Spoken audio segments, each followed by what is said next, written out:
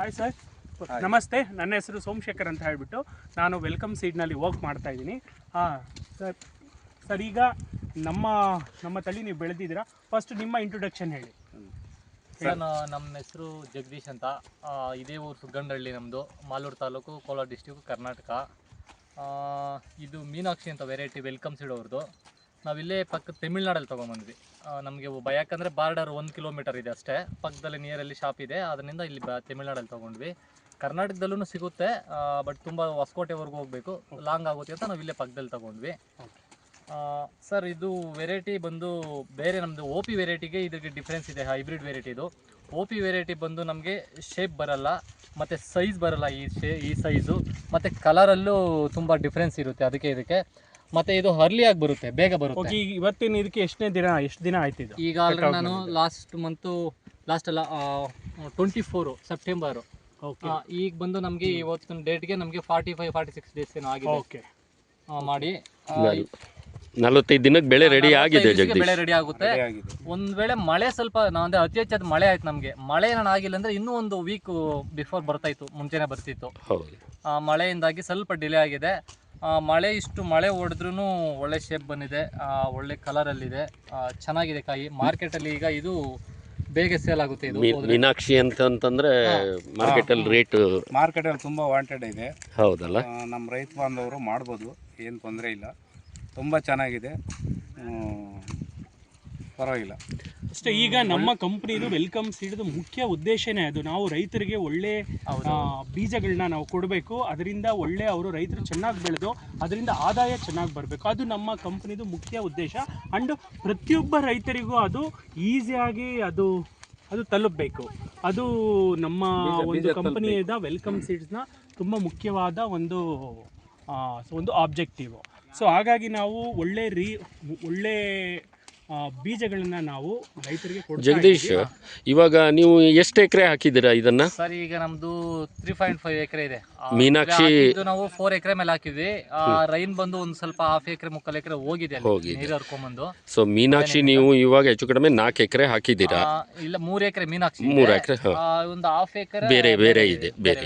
ನಾನು ಟೆಸ್ಟ್ ಮಾಡೋಣ ಅಂತ ಪಕ್ಕದಲ್ಲಿ ಬೇರೆ ವೆರೈಟೀಸ್ ಹಾಕಿ. ಬೇರೆ ವೆರೈಟಿಗೂ ಮತ್ತೆ ನಮ್ಮ ಈ ಹೈಬ್ರಿಡ್ ಮೀನಾಕ್ಷಿಗೂ ಏನು ವ್ಯತ್ಯಾಸ? ಹೌದು, ಈಗ ಪಕ್ಕದಲ್ಲಿ OP ವೆರೈಟಿ ಹಾಕಿದ್ದೀನಿ. OP ವೆರೈಟಿಗೆ ಇದು ತುಂಬಾ ಡಿಫ್ರೆನ್ಸ್ ಇದೆ.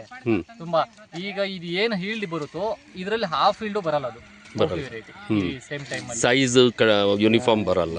ಯೂನಿಫಾರ್ಮ್ ಇಲ್ಲ, ಸೈಜ್ ಇನ್ನೂ ಬಂದಿಲ್ಲ. ಅದು ಆಕ್ಚುಲಿ ಬರಲ್ಲ ಅನಿಸುತ್ತೆ ಅದು, ಯಾಕಂದ್ರೆ ಇಷ್ಟು ಕ್ವಾಲಿಟಿ ಆಗಿಲ್ಲ.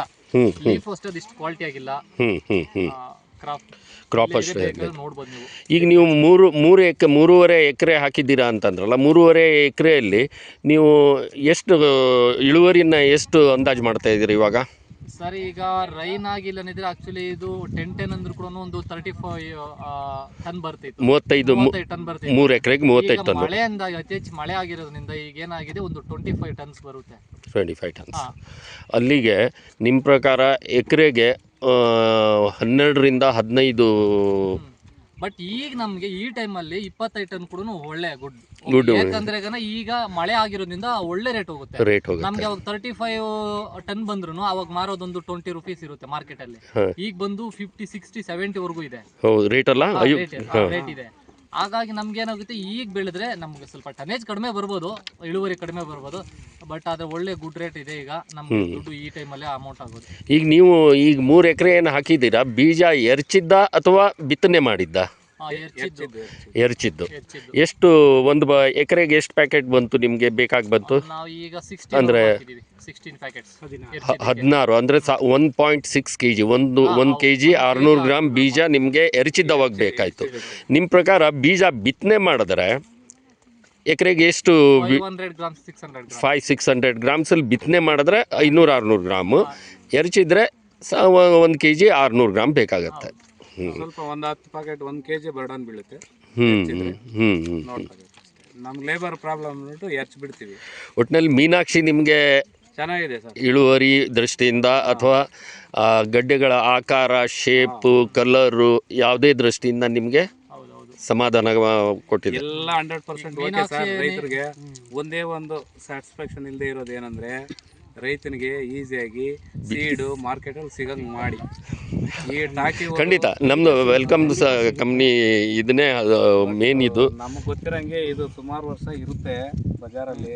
ಆಮೇಲೆ ಇದು ಇನ್ನೊಂದು ಏನಂದ್ರೆ ಬೇಗ ಇದರಲ್ಲಿ ನಾರಿನ ಅಂಶ ಬರೋದಿಲ್ಲ ಅಂದ್ರೆ ತುಂಬಾ ಟೆಂಡರ್ ಆಗಿರುತ್ತೆ, ಹಾಗಾಗಿ ಒಳ್ಳೆ ಟೇಸ್ಟ್, ಒಳ್ಳೆ ರುಚಿ ಇರುತ್ತೆ. ಈ ಹೈಬ್ರಿಡ್ ನ ವಿಶೇಷತೆ ಏನಂದ್ರೆ ಬೇಗ ಬೇಗ ನಾರಿನಾಂಶ ಬರಲ್ಲ, ತುಂಬ ಟೆಂಡರ್ ಆಗಿರುತ್ತೆ and it's A very tasty. ತುಂಬ ತಿನ್ನೋದಕ್ಕೆ ತುಂಬ ಸಾಫ್ಟ್ನೆಸ್ ಬರುತ್ತೆ, ತುಂಬ ರುಚಿಯಾಗಿರುತ್ತೆ. ಸೊ ಅದು ಇದರದ ಮುಖ್ಯ ಒಂದು ಇಂಪಾರ್ಟೆನ್ಸ್.